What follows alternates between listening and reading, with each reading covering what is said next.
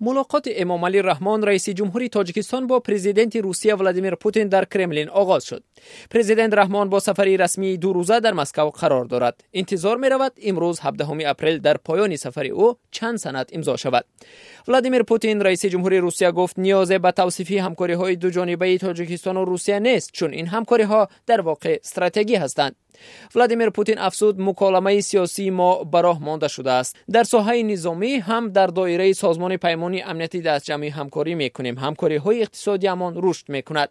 امامعلی رحمان از دعوتش برای انجام سفر رسمی به روسیه به ولادیمیر پوتین تشکر گفته و روسیه را شریک کلیدی و متحد تاجیکستان نامید.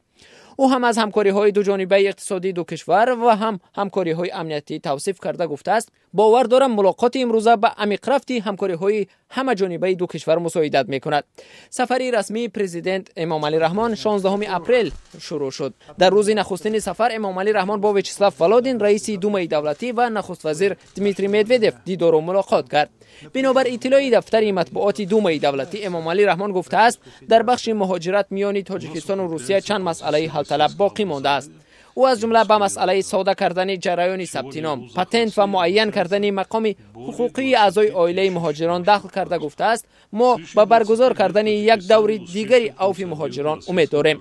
روسیه سالانه هزارها مهاجر تاجیک را به دلیل رعایت نکردن معیارهای کار و استقامت از قلمروش میراند و اکثر آنها حق ندارند برای 5 سال و یا کمتر از آن به آن کشور بازگردند.